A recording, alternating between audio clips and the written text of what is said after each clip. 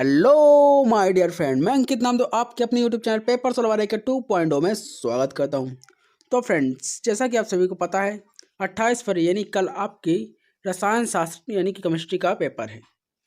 तो इस वीडियो में आपके लिए कुछ इंपॉर्टेंट प्रश्नों के आंसर्स लाया हूँ जो कि परीक्षा में आने के चांसेस हैं। चलिए बिना किसी देर करते वीडियो को स्टार्ट। प्लीज़ चैनल को सब्सक्राइब कीजिए, बेल नोटिफिकेशन कॉल पर सेलेक्ट कीजिए, लाइक कीजिए, कमेंट कीजिए, अपने सभी दोस्तों के साथ शेयर कीजिए। चलिए बढ़ते हैं वीडियो की ओर। तो फ्रेंड्स, ये आप देख सकते हैं, ये रहे कुछ प्रश्न जो कि परीक्षा में आपके आने के चांसेस ज़्यादा हैं। जैसा कि पहला है ये, लूनर कास्टिंग किसे कहते हैं? तो सिल्वर नाइट्रेट को। फिर दूसरा है, समूह 16 के तत्वों को क्या कहा जाता है? तो क्या कहा जाता है?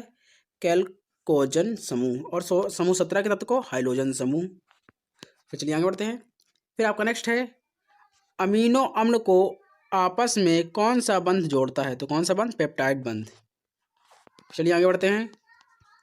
फिर आपका नेक्स्ट प्रश्न है, एफ केंद्रक की परिभाषा लिखिए। तो फ्रेंड्स, इसे आप याद कर लीजिएगा, ये 1 नंबर में पूछा भी जा सकता है। तो वह स्थान जहां ऋण आयन रिक्तिका में इलेक्ट्रॉन उपस्थित होता है एफ केंद्रक कहलाता है। फिर आपका नेक्स्ट प्रश्न है, डोपिंग की परिभाषा लिखिए। तो चलिए देखते क्या है। किसी क्रिस्टल में विद्युत चालकता का गुण उत्पन्न करने के लिए उसमें अशुद्धि की अल्प मात्रा मिलाई जाती है। क्रिस्टल में अशुद्धि मिलाने की इस क्रिया को डोपिंग कहते हैं।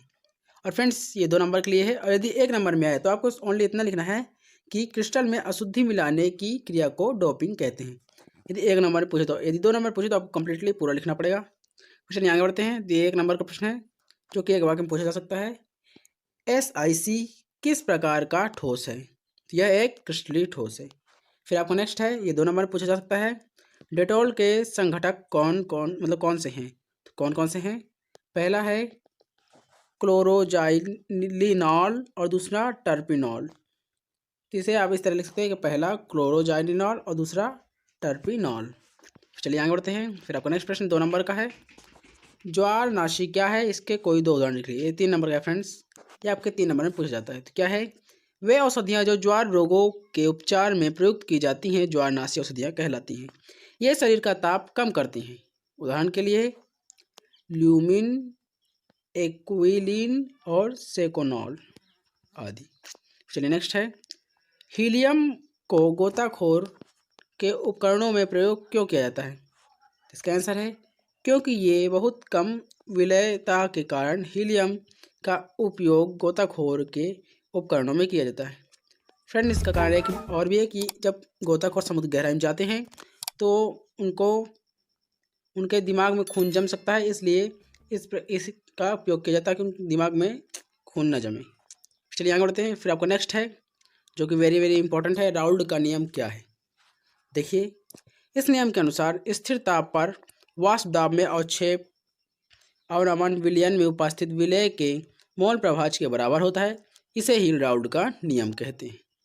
फिर आपका नेक्स्ट है, अमोनिया प्राप्त करने के लिए हेबर प्रक्रम में CO2 को हटाना क्यों आवश्यक है? इसका आंसर है, हेबर प्रक्रम से अमोनिया बनाने के लिए ठोस उत्प्रेरक का प्रयोग होता है। उत्पन्न CO को हटाना इसलिए आवश्यक है क्योंकि CO लोहे से क्रिया कर FeCO5 का होल्टाइज बनाती है जो कच्छ ताप पर द्रव अवस्था में होता है तथा NH3 उत्पादन में बाधा उत्पन्न करता है क्योंकि उच्च ताप पर CO तथा H2 क्रिया करते हैं जिससे उत्पाद घटता है। तेरा आपका आंसर। फिर चलिए आगे बढ़ते हैं। फिर आपका नेक्स्ट प्रश्न है, एरोसॉल को उचित उदाहरण सहित समझाइए। तो आप देख सकते हैं, कोलाइडी का वह प्रक्रम जिसमें परिक्षेपण माध्यम वायु होता है उसे एरोसॉल कहते हैं। इसका उदाहरण है ये धुआं, धूल, कोहरा। फिर चलिए नेक्स्ट प्रश्न वेरी वेरी इंपॉर्टेंट है, ये आपकी परीक्षा में आ भी सकता है, आकाश का रंग नीला क्यों दिखाई देता है? तो इसका आंसर है, वायुमंडल में उपस्थित धूल के कण एक कोलाइडी विलयन का निर्माण करते हैं।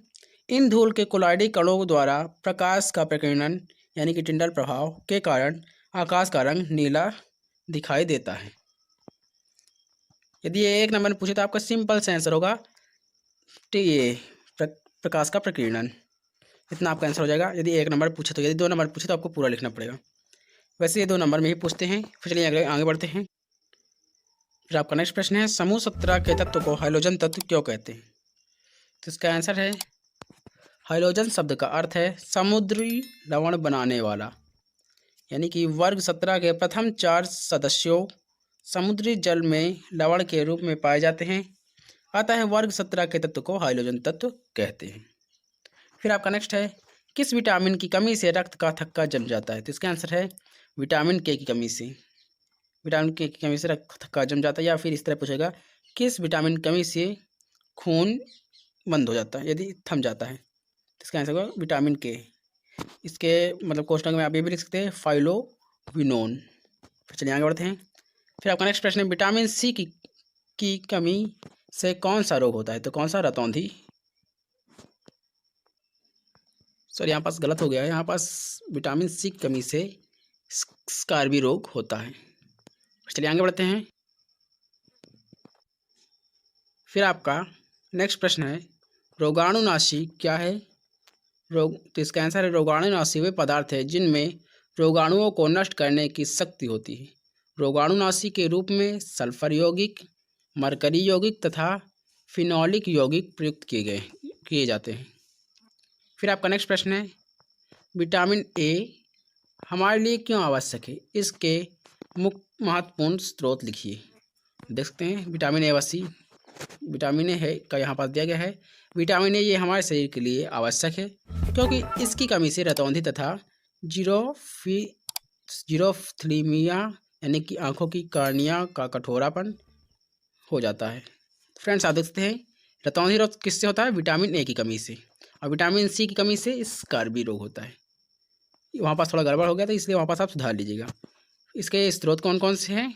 मतलब इस तो क्या है, गाजर, दूध, हरी सब्जी, मक्खन, अंडे आदि। तो चलिए विटामिन सी की कमी से देखते हैं क्या होता है, ये देख लीजिए आप। विटामिन सी की कमी से स्कारबी रोग होता है, ये आप देख सकते हैं यहाँ पास स्कारबी रोग होता है। और दांतों का टूटना, पायरिया इत्यादि। इसके स्रोत कौन कौन से हैं? नींबू, संतरा, आंवला, आलू तथा हरी सब्जियां, टमाटर आदि। तो फ्रेंड्स, कुछ इस प्रकार से आंसर है। चलिए आगे बढ़ते हैं। फिर आपका नेक्स्ट प्रश्न है, नॉर्मलता की परिभाषा लिखिए। तेरा आपका आंसर, नॉर्मलता की परिभाषा, किसी विलयन की नॉर्मलता उसके 1 लीटर विलय में उपस्थित विलय के ग्राम तुल्यांकों की संख्या है, इसे n से दर्शाते हैं। और इसका सूत्र होगा, नॉर्मलता बराबर विलयन के ग्राम प्रति लीटर में विलय का द्रव्यमान अपॉन विलय का ग्राम तुल्यांक द्रव्यमान। तो चलिए आगे बढ़ते हैं। तो फ्रेंड्स, ये भी आपका इंपॉर्टेंट क्वेश्चन है। हेनरी का नियम लिखिए। तो क्या है हेनरी का नियम? स्थिर ताप पर किसी विलायक के निश्चित आयतन में विलय गैस का द्रव्यमान गैस के दाब के समानुपाती होता है, इसे हेनरी का नियम कहते हैं। यदि विलायक आयतन में विलय गैस का द्रव्यमान m तथा साम्य दाब p होता है तो m बराबर kp, जहाँ k एक स्थिरांक है।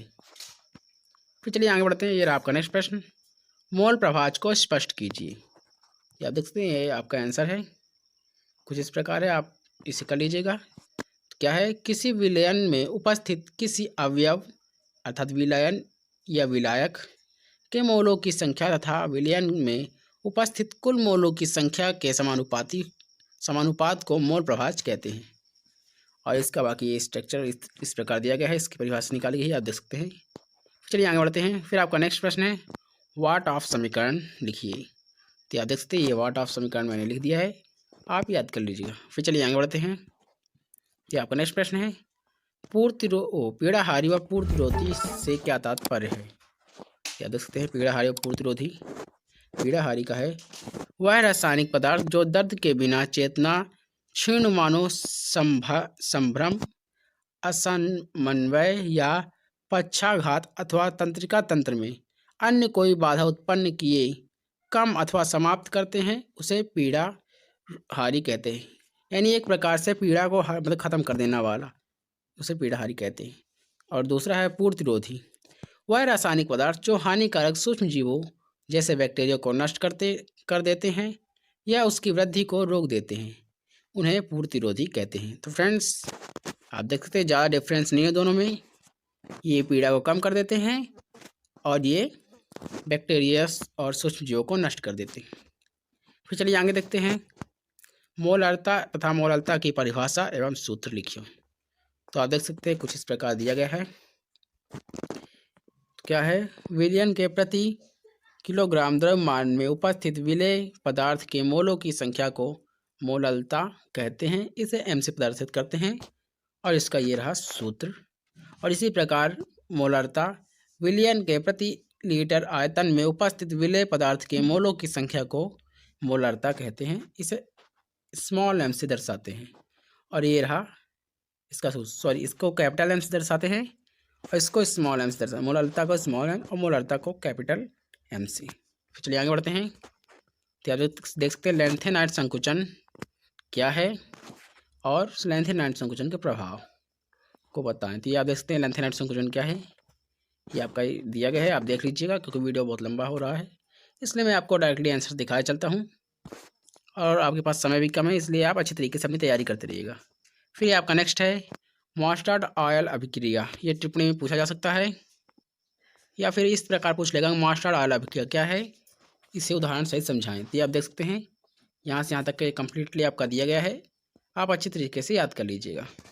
फिर चलिए आगे बढ़ते हैं। तो ये आपका नेक्स्ट है कार्बिल एमीन अभिक्रिया।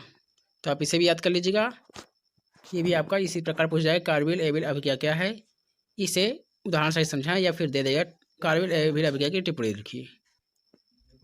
चलिए अगला देखते हैं।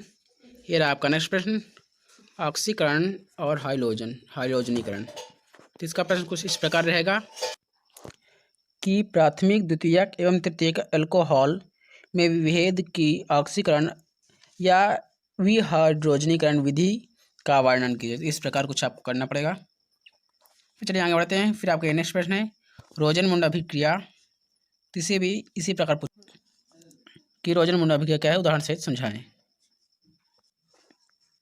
फिर आपका नेक्स्ट है एल्डोल संघनन। तो आपसे पूछा जा सकता है एल्डोल संघनन पर टिप्पणी लिखिए या फिर कहेगा एल्डोल संघनन अभिक्रिया क्या है, इसे उदाहरण से समझाएं। तो आप ये देख सकते हैं, आप इसे कर लीजिए। फिर चलिए आगे बढ़ते हैं।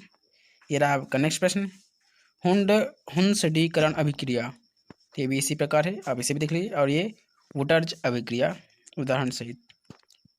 फिर आगे बढ़ते हैं। तो ये आपका टॉरन अभिक्रिया, ये आपका दी गई है, इसे भी आप अच्छी तरीके से याद कर लीजिएगा। तो फ्रेंड्स, मैंने आपको कम्प्लीटली जितने भी इस PDF में प्रश्न हैं मैंने सही बता दिए, जो कि वेरी वेरी इंपॉर्टेंट हैं और परीक्षा में आने के ज़्यादा चांसेस हैं।